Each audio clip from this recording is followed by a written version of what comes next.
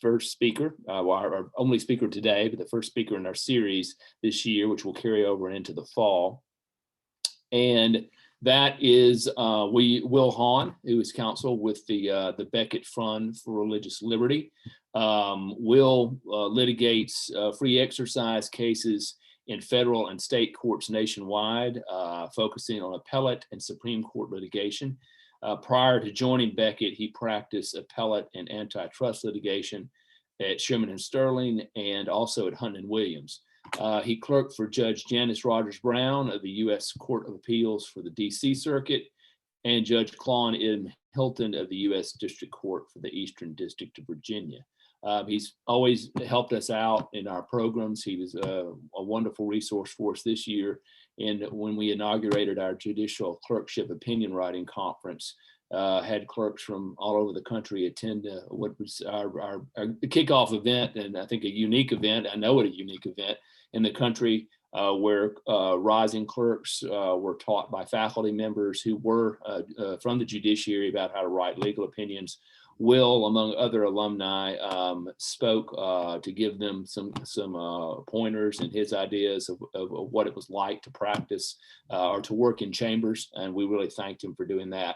I'm going to turn things over to Will, now. But as you can tell, his career has taken him from big law firms to a concern that is more focused and targeted to a particular interest. And what led him to take that trajectory and the implications it's had for his work and life are the subject of his talk today, which is Not Lost But Found, Finding Freedom in Submission to God. So I'll turn it over now to Will. Thank you, Will.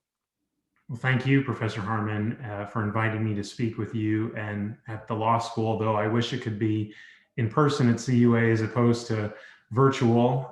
It was very common, at least when I was at CUA, to lament being in law school, but honestly, I loved it, even though if there are any graduates or soon-to-be graduates watching, I did have nightmares about being late for my trust and estates final exam for a good year or so after I graduated. So I'm just going to prepare you for that possibility.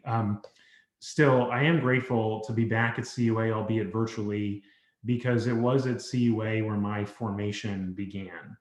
And this formation was not merely in the technical aspects of lawyering, although that happened, nor was the formation only in focusing on religious liberty, although that happened too. Behind all of that, the formation that began here was in becoming the kind of man that I would like to see when I looked in the mirror. It was here where I began learning what it takes to be a truly free human being.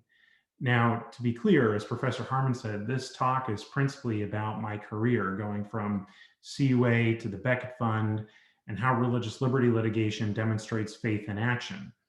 Yet in preparing for this talk, I realized that limiting this discussion solely to a raw biographical description of how I ended up litigating for religious freedom would not be an honest story of either my career or of the general topic. Fulton Sheen began his autobiography by explaining that it was not, in fact, his real autobiography. His real autobiography, he said, is crossed up with the crucifix, and mine is too. The scars are the whole truth. The full story of my journey to defending religious freedom comes from being filled with immense gratitude for a salvation that I don't deserve, that I did nothing to earn, and that, as Christ's wounds show, I often work to undermine. My work at Becket, alongside my vocation as a husband and a father, is my attempt to say thank you for being led by God to realize that I needed to be formed into a man who is capable of being free, and then in turn protect the institutions that make knowing his freedom possible, namely the church and the family. It is in recognizing my deep need of that formation, which has shaped so much of my life since law school, not just as a lawyer, but as a man. And I think that focusing on the formative role of religious institutions in preserving self-government is a helpful way to assess where we as a culture and a country are in our understanding of religious freedom. Now, you might find the title of this talk a bit odd and maybe even unsettling. Isn't it weird for an advocate of liberty to talk about finding freedom in submission? Don't we normally think of freedom and constraint as opposites? Don't we have decades of fundamental rights jurisprudence lionizing the Bill of Rights guarantees, especially those in the First Amendment, as the means by which individuals break conformity and express their truths and let you do you. But to properly answer those questions, considering where religious freedom is today, we need to begin at the beginning, that is to say, with where the title of the talk comes from. And it comes from the namesake for my law firm, St. Thomas Becket. Last December was the 850th anniversary of his martyrdom. Becket's life, as I learned about him, deeply resonated with me. And though he's sometimes described as a tough saint to love, I think he's a good one for lawyers, and especially younger ones.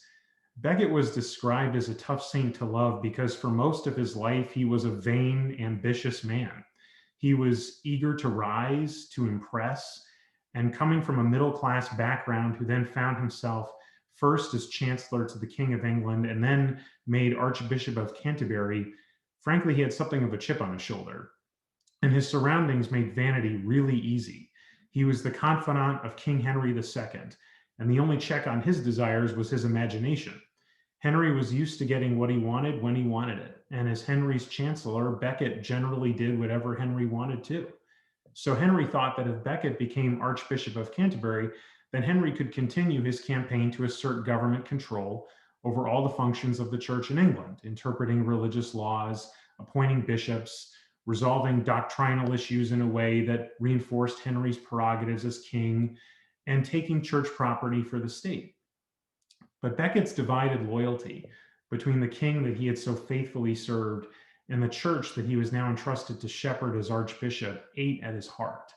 After he became archbishop, Becket began to see the emptiness in his old, vain life. He took on a tutor who not only deepened his theological knowledge, but also trained him in what's called asceticism, or practices of spiritual self-discipline that ensure the soul's primacy over the body's desires. Becket became archbishop during a time when the Catholic Church was going through what's now known as the Gregorian Revolution. Named for the Pope that wrote it into the Catholic Church's laws, this revolution sought to restore self-governance to the church. Self-governance both in the sense that the church would be free from secular politics, and also in the sense that the church's members would be free from the corrupting influences of secularism. Both of these things threaten the church's integrity and its moral witness. Asceticism was at the core of this restorative revolution because it produced interior freedom. It kept the individual members of the church cultivated in virtue, and establishing church autonomy from secular influence was at the core of the revolution's legal components because it produced temporal freedom from governmental control. As many religious freedom scholars note, it was in the Gregorian Revolution that we find the origins of American ideas of religious freedom and the proper understanding of how and why church and state should be separated. Schooled in Gregorian training, Becket's theological and spiritual growth convinced him of a lesson with enduring relevance for religious liberty jurisprudence, American culture, and especially all of us lawyers. The prerequisite for freedom, both in the individual sense and in the sense of a free society, is the same thing. Both require setting yourself aside and living as God commands. Self-government, in other words, requires self-government. Recognizing that we need to be formed for freedom has always been a hard truth. Indeed, it cost Becket his life. His admonishment to find freedom in submission to God, the title of my talk, came in a Christmas Day sermon that he gave, where he explained why anyone who wants to be truly free needs to set their ambitions aside and live for God alone. 4 days later, Becket was hacked to death by 4 knights who thought they would impress King Henry by killing the archbishop who, when faced with choosing whether to align his will and with it the church's freedom with the king's pleasures or God's duties, chose God's duties. But as I began learning here at CUA, this is an especially hard truth for we 21st century Americans. Our culture is highly individualistic, and one story we like to tell ourselves is that freedom means actualizing our passions, not having them channeled through or by institutional responsibilities. Even those of us entering into professions like the law still think that we have some responsibility to be disruptors to institutions rather than be shaped by them, that we have our own truths that don't need to conform to anyone else's, and that individual choice is the foundation of social order, not any objective truth that our choices must be oriented toward. But Becket's life and the religious freedom that he stood for shows us a different kind of liberty, a kind that says, actually, we need institutions to shape us more than we need to shape them. A kind that says, with all due respect to the state of nature theorists, we didn't get dropped into the world as fully grown, rationalistic individuals who decided to form limited government because it fits our truth and our choice. Rather, we were dragged into the world as babies, literally kicking and screaming, and other people had to sacrifice for our care and raise us up to know not simply our wants, because we don't need anyone to raise us to know what we want, but to raise us up to know what is right. A kind that realizes that following your star is a pretty silly idea, if not outright harmful, if you don't know what true north is and whether your star is guided by it. A kind of freedom that necessarily recognizes then that freedom cannot be conceived solely in individual terms, but must also be conceived in institutional ones as well. And finally, putting these recognitions together, a kind of freedom that recognizes that there are real despotic consequences for a society that fails to assure a robust space for religious institutions to shape individuals in the higher virtues needed to preserve self-government. I mentioned the crucifix at the outset, and the drama of Christ's passion brings this lesson home for me. If our principal focus is in actualizing our own desires and not having them shaped by higher truths, then eventually we will use government power to demand that other people yield to our passions.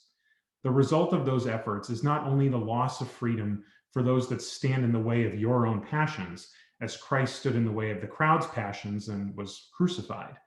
The result is also the surrender of your own freedom to the state, as was shouted by the crowd when demanding that Christ be condemned.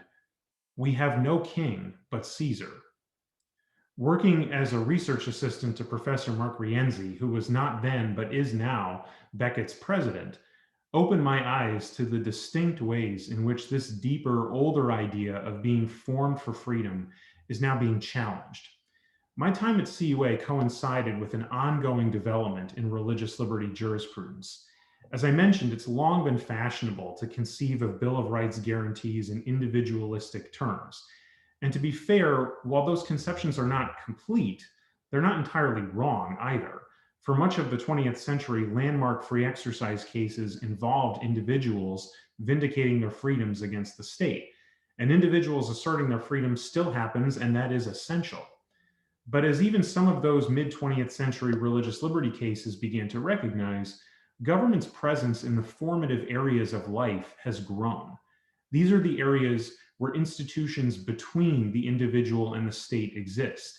Institutions like the family, schools, other various kinds of voluntary associations that assemble and form people in certain beliefs, traditions, and the virtues required to maintain self-government.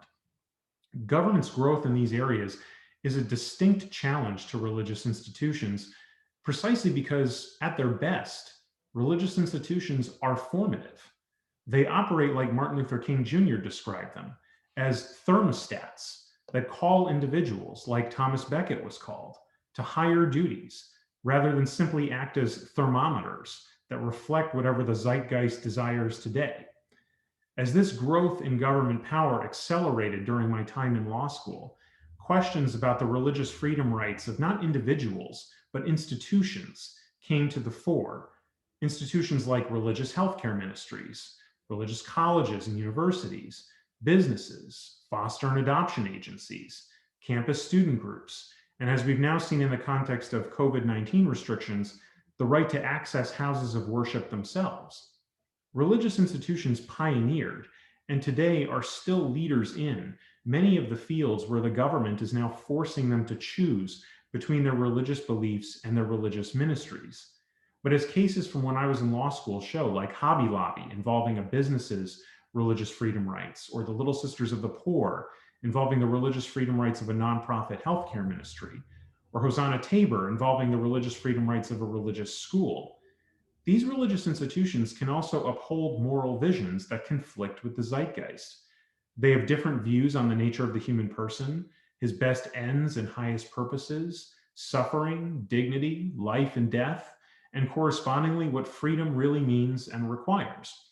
And even when those weighty moral visions aren't necessarily at stake, these institutions may be governed according to religious precepts and possess internal structures that don't neatly conform to the secular worlds. Our founding and our best national traditions have long accommodated these diverse moral visions and religious structures, precisely because we as a nation have long known that even if one does not share a religion's specific vision, self-government requires citizens that respect the possibility that God exists and the possibility that what God requires may not accord with what you personally desire. We see this sentiment reflected in the Declaration of Independence, the public sentiments of many founders, and in the First Amendment's text and ratification history. But I think a line from Alexis de Tocqueville's landmark study of American life, Democracy in America, puts the sentiment succinctly when he said, quote, "I don't know if all Americans have faith in their religion, for who can read the secrets of their hearts? But I am sure they think it necessary to the maintenance of Republican institutions," close quote. Allowing formation in these virtues in assemblies, even if they lead to convictions that don't accord with what you personally desire, does not limit human freedom. Rather, it gives support to self-government and provides a criterion by which what's popular at a given moment in time can be challenged by a moral vision demanding a higher understanding of the truth. This is how we grow, both as individual persons and as a collective people. With this shift in religious liberty jurisprudence taking shape while I was in law school, I had the opportunity to participate in many cases raising it, first as Professor Rienzi's research assistant and later writing amicus briefs in them while in private practice. These were great experiences that both shaped my appellate advocacy skills and also forced me to think deeply about the nature and purpose of the First Amendment. Representing several prominent legal scholars in support of the Little Sisters of the Poor before the Supreme Court was a particular honor, and it led to some unforgettable memories, like middle of the night emails from a law professor who shall remain nameless, giving me feedback of reminiscent of going to office hours, and much more fondly, though, the joy of watching the Chief Justice announce the court's opinion protecting the Little Sisters in person on the very same day that Professor Rienzi moved for my admission to the Supreme Court bar. Now, you might wonder why, given these fascinating developments in religious liberty going on while I was in law school, I nevertheless went off to clerk and to private practice before joining Becket. Two principal reasons correspond with what we've been discussing about formation and institutional responsibilities. On the side of formation, Professor Rienzi rightly advised me that passion for religious liberty, or really, as we've been discussing, passion for anything, is not enough. To advocate for religious liberty well, one needs to be shaped by the skills of our profession. Federal clerkships and large law firms can do an exceptionally good job sharpening your advocacy skills, which you can then apply more effectively in defense of religious freedom later. Importantly, though, the formation of large law firm life wasn't just in technical skills. I had to learn what it was like to be the only person, to my knowledge, in 800 plus member law firms interested in seeking out pro bono religious liberty opportunities, and how to persuade my colleagues that these matters were worth taking. Even with the trust of a few good partners, this was never easy. And in one instance, it led to a very unsettling turn of events. But in every instance, this challenge was a growth experience in charity, wisdom, and my trust in both the goodness of God and the help of His grace. One that forced me to reconcile my passions with both my institutional responsibilities and seeing the humanity of those who didn't agree with me, no matter how I was treated by them. That's a type of formation, I think, that only comes through testing. And while I cannot say for certain, I think simply running from law school to indulge my own passions for public interest law probably wouldn't have taught me it. On the institutional responsibility side, I got married literally the day after I graduated from law school. Children soon followed. My wife and I wanted to ensure we could provide for a growing family over the long haul, even if that meant putting our professional passions to the side. But this too is a grace. As I'm sure anyone watching who is a parent of young children knows, you get one chance to raise them well. And in our case, that means passing on the faith, not merely in our words, but in our actions. The opposite of asceticism, the spiritual self-discipline we discussed with Thomas Becket, is acetia. Now, acetia does not simply mean laziness, though it can be that, but more fundamentally, it's a failure to embrace the responsibilities before you at a given moment in time because your passions want you somewhere else doing something else. If I did not let my faith take action in my vocation as a husband and a father, if I principally define my identity as a lawyer and maybe even drape my professional ambitions with self-justifying good intentions like, sorry, honey, we can't afford Catholic school because I'm above working in big law and God really needs me, then my moral witness in defending religious liberty would just be well-dressed vanity. Recognizing this too, I think, is a gift of letting go of one's passions and letting God shape you through your institutional responsibilities. Your passions may lead you to think that you have a totally righteous way and reason to serve. But as C.S. Lewis put it in Mere Christianity, when you let God come in to form your life, he might start with something you expect, like, of course, you would defend religious freedom, right? But then he starts doing things that, from your perspective, hurt abdominally and do not seem to make any sense. The explanation is that God is building quite a different person than the ones your passions would have you be. You thought you were being made into a decent little cottage, but he's building a palace, for he intends to come and live in it himself. The cases that my colleagues and I at Becket are working on are succeeding to assure the space for religious institutions to facilitate the very kind of formation that Lewis alluded to and that we've been discussing.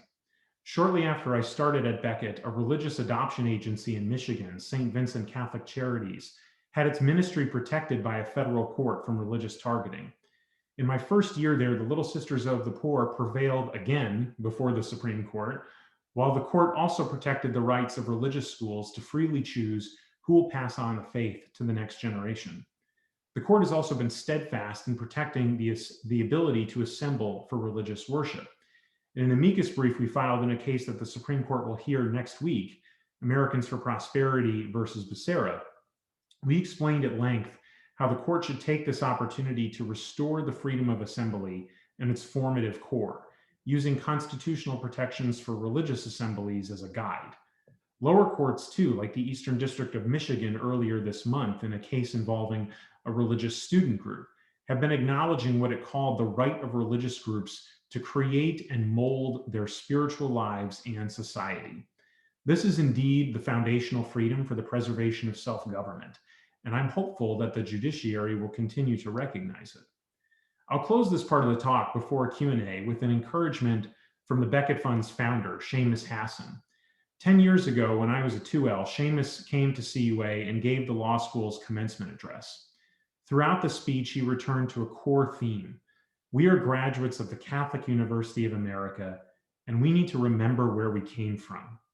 Our legal education has unfolded in the larger context of the Catholic intellectual tradition, a tradition that, as Thomas Becket's life shows, has given much to the development of American constitutionalism.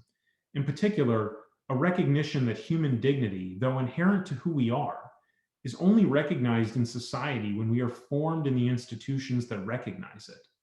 This, in my view, is what's at stake when religious liberty is at stake. Are we going to remember where we came from? I recall the story of a husband and a father and a Chinese Catholic family that came to the United States around the time I was in law school. Despite the risk of arrest, torture, and death that accompanies attending Mass at the underground church in China, this family never missed Mass, and they even held it in their home. One night, thinking that a Mass may have been celebrated, the authorities broke into their home. As others fled, this man was arrested because he was not going to flee from his own house. For weeks, the Chinese government beat him naked, chained him to a wall, and tortured him with an electrified cattle prod, saying that they would only free him if he gave up the name of the priest who was celebrating the Mass. But he wouldn't do it. He would not deny his family the sacraments or betray his church. That's a man that's formed for freedom, a self-governing man, someone who knows that real freedom is not and cannot be bestowed by the state. When it became clear that they weren't going to break him, He was released. Later, he and his family escaped to America. But as he became acculturated to professional success in our country, he started not joining his family for daily mass so that he could work more hours. Then he was working on the weekends and not joining his family for Sunday mass. And soon thereafter, just a few years after this man was willing to be tortured and killed in prison for his faith, this man was so busy achieving professional success that he would miss mass with his family even on Christmas and Easter. In short, what the torture chambers of atheistic communism couldn't make this man forget, his religious faith, a culture of formless individualism did without any force at all. This is the challenge of religious liberty in our culture. If we want freedom, we need to be formed for it, and we need to be vigilant in remembering where we came from. So if you're at all inspired to defend religious freedom with your law degree, I would urge that the best way you can defend religious freedom is to exercise it confidently.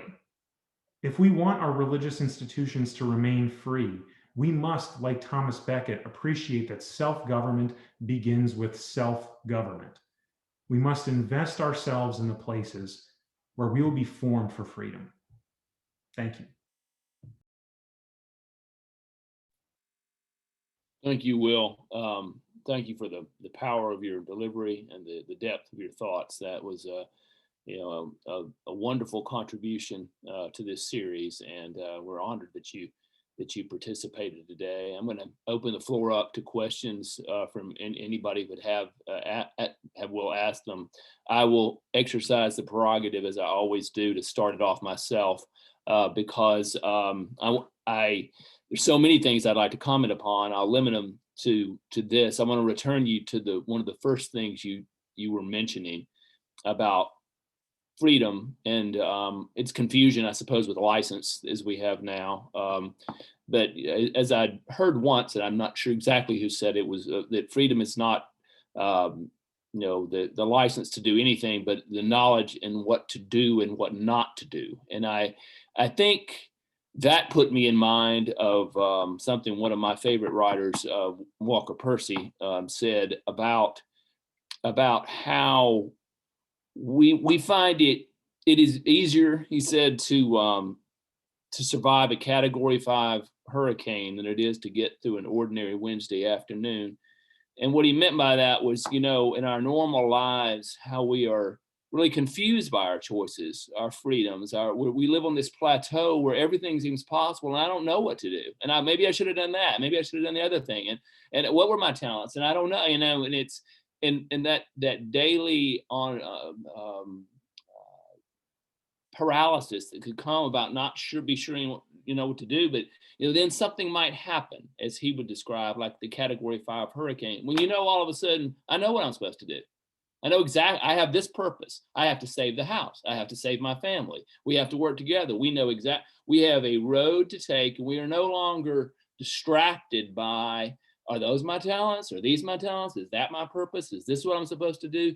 We know the path we're supposed to take. We're directed in it, and we are more ourselves at that moment when we do those kinds of things. And he also said, happy is the man who does not secretly believe that every possibility is open to him. And I've always found that to be true too, because again, underscoring that is that those kinds of things can confuse us and distract us from what we are about. I don't have all the talents in the world, and I can't, there's no way, and my believing myself to have them is not going to do anything but distract me and keep me from my purpose. I have certain things I need to know about myself and devote, and then I'm free to achieve those things. So I just wanted your thoughts about how that fills in with your vocation and what you're doing, and about how that freedom from distraction can help you truly to be an authentic person. Thank you for that. It was very powerful, and it made me think of how Acetia has sometimes been described as the Noonday Devil, in the sense that the morning obligations, when you get up in the morning, there's such a rush of things you need to kind of check off the list and do, and the sort of anticipation and excitement of the day is before you. and you're thinking about all the things you got to get done, and you're very focused and like, all right, I got to do all this. And then around 11 o'clock or noon, it starts to kind of taper off because you've done a lot of those things already, or you've got a plan to do them later. And so you're like, well, maybe I should be doing this, or maybe I should be doing that, or wouldn't it be great if I was doing this instead, somewhere else, doing something else, instead of realizing that there's still work to be done right in front of you. And I mean, I encounter that as a lawyer often myself, frankly. I mean, when I was in private practice, especially, the number of times where, you know, it's 2 o'clock in the afternoon and I'm on document 10,000 of 30,000 that I have to review. And I'm like, why am I doing this again? What is the point of this? This wasn't interesting for the first 10,000 and it's not going to be interesting for the next 20. So why am I doing this again? And then you realize, oh yeah, because I have a wife, I have children, I have responsibilities, and also in like the raw task at hand, I'm learning how to be focused on what I'm doing and read and listen carefully and pay attention to what's in front of me, all of which are extremely important skills for a lawyer. So I think there's really a risk for probably millennial lawyers in particular who spent their kind of younger years being told, you can do whatever you want, don't settle, everything's open to you, you know, follow your passions, don't worry about being tied down by anything. And then to get into a profession where, I mean, it's very hierarchical and there's a kind of lemming-like quality in terms of like, oh, that's what all the smart, accomplished people are doing, so I guess I should go do that too. I think at some point you need to kind of say to yourself, what am I doing this for? Why am I doing it? And then what do I need to do to achieve that end? And that's going to require being willing to kind of put a lot of the urges you have in you aside about needing to be the one that stands out, the special snowflake, and just kind of focusing on the task at hand. Yeah, anybody that has a question, let's just raise your hand and let me see you, and I'll recognize you. One of our other speakers a few years back was had the point about being a lawyer. He said the maturity and the success that he achieved was becoming at peace with the amount of tedium that, you know, that you must simply be must accept. And of course, I don't think that's true of just being a lawyer. I think that is our lives. So much of it is just, you know, I got to do this, I got to do it, and I got to show up, and I got to do it, and I got to get through this thing. And it's there's to lose that rather, you know, Byronic, romantic idea that we have that every day is going to be this kind of something on the cliffs where, you know, the spray is in our faces and the wind is blowing and we're achieving great victories. You know, so much of it is the tedium that those days do come, but they are not on the balance what our days are made of, you know, and that kind of maturity is what's necessary. Professor Kelly, and I'm just going to go back on mute, and Professor Kelly has a question for Will, and anybody else after her. Actually, I was going to say this whole conversation is reminding me of my favorite E.B. White quote, which is, I arise in the morning torn between a desire to improve the world and a desire to enjoy the world. This makes it hard to plan the day. I think about that a lot. Will, how do you, are you able to maintain that focus? Do you have do you think your prayer life is helpful to you? Do you think, do you and your wife have family meetings once a month to be sure you're on track, or how do you do it? Yes to both, in the sense that daily prayer is, I think, indispensable. And that's, to be honest, it's not something I've always done. It's something that really, like I mentioned in the talk, that CUA was sort of the place where my formation really began. I was definitely one of these millennials that thought that I was the greatest thing since sliced bread, and that, you know, this was really just the next step in the train to me kind of, you know, demonstrating all of my glory and goodness. And it was really a function of realizing just how much I needed God and how much there is this God-sized hole in my heart that is not going to get filled by anything else. No number of degrees, no number of clerkships, no number of dollars made, nothing's filling that hole. And nevertheless, though, I have noticed that when I pray over scripture and when I take the time to just be with the Lord, I know exactly what's filling that hole. And it's not this kind of like Zen thing. It's more like a sort of just a willingness to be open to whatever I'm going to be asked to do at a given moment in time, and trusting that it can be used for the best purpose, even if it's changing a diaper at 3 o'clock in the morning. And similarly with my wife, one of the nice things about getting married to someone who is smarter than you are and is a very independent person is she has no problem calling me out, and I have no problem calling her out, especially for her poor taste in baseball teams. She likes the Red Sox. But I mean, having, I think, a very kind of open relationship where you really recognize that if love means willing the good of the other, then that sometimes means you're going to have to challenge the other for the sake of their own good.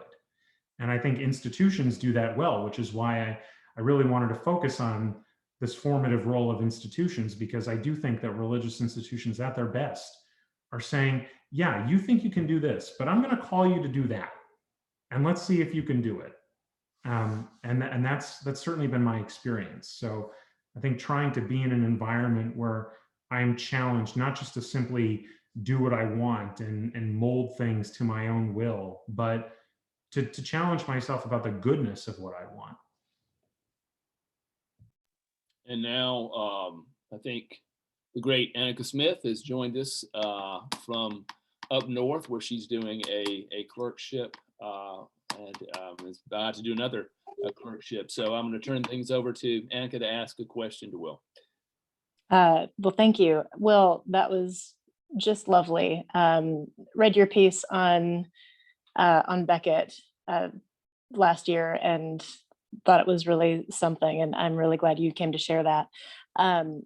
Kind of off topic, but a little related in that you've been talking about the role of institutions and First Amendment jurisprudence focusing on the individual and sort of our the American enshrinement of individualism. And that's been a topic of conversation in a lot of Catholic legal circles right now with the integralists and the tension of, can we have something such as like a common good originalism or a sort of Catholic natural law influenced view of what our founding documents mean that is a little less enshrining of the individual and a little more prioritizing of the institution. And I was wondering if you've been following this and what your thoughts are, if you've seen like Josh Hammer's attempt to take Adrian Vermeule and synthesize it with an originalist conception that doesn't dispose of the framers, doesn't dispose of the text that we have to be grounded by as Americans, but might expand a little more than, say, the libertarians.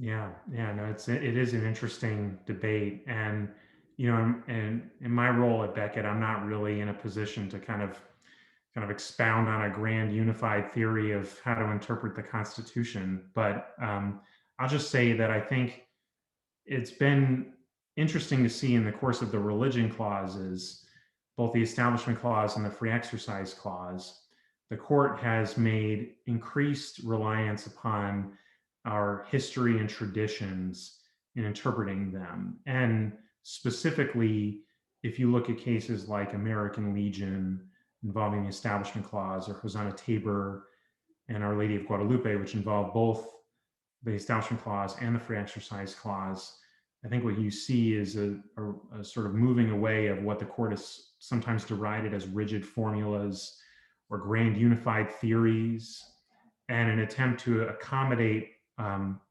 or account for our long history of practical accommodation and acknowledging the both institutional and individual manifestations of religious freedom. I think this is something that's always been a part of our traditions, although it's not always been maybe consistently manifested or protected, but I do think it's always been a part of it. And it's encouraging to see the court kind of increasingly incorporate that into its religion clause cases.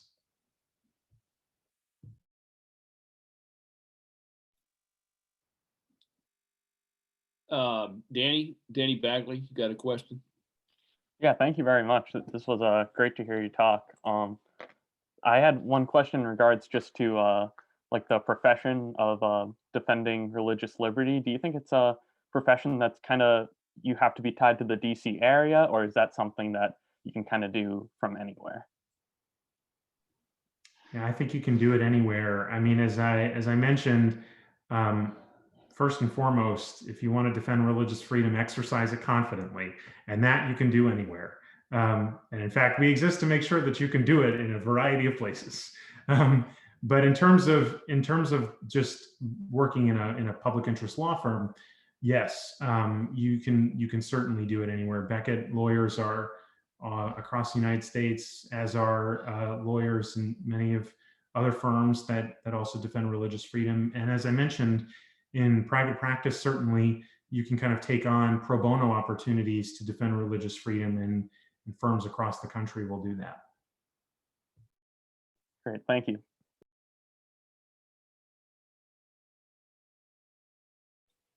Will, anybody else has a question, let us know. But as we're winding down, can you give us any ideas of, or at least bring to our attention some interesting cases that are coming up in the field in which you practice? Sure. Before the end of this Supreme Court term, we'll see the Supreme Court, theoretically, I think, decide Fulton versus City of Philadelphia, a Becket Fund case where we represent Catholic Social Services, an arm of the Archdiocese of Philadelphia, as well as heroic foster mothers who have dedicated their lives to serving some of the most vulnerable children in the city of Philadelphia, and have been excluded from that great ministry because of the Catholic Church's religious beliefs. And so we'll see a decision about that, but from the court. I think we'll also see throughout the country a number of interesting cases involving this kind of assembly freedom that I was mentioning. I think there is this interest in kind of opening up the kind of formative aspects of free assembly as opposed to just its expressive aspects. So I think that'd be something to watch for as well.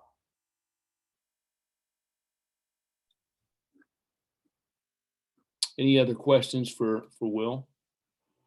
Anyone?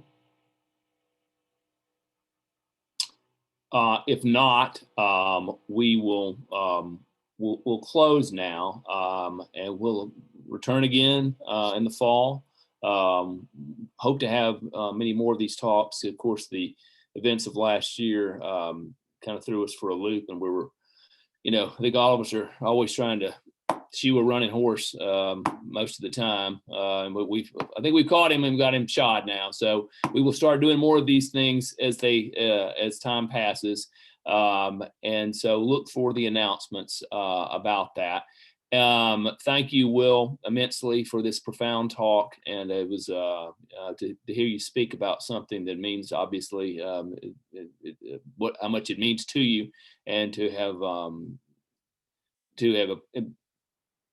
employed your life in a way that's in service of what your faith is. I guess you're a picture of somebody who's free, and we really appreciate that. Thank you all again for coming, and we will be seeing you in the fall.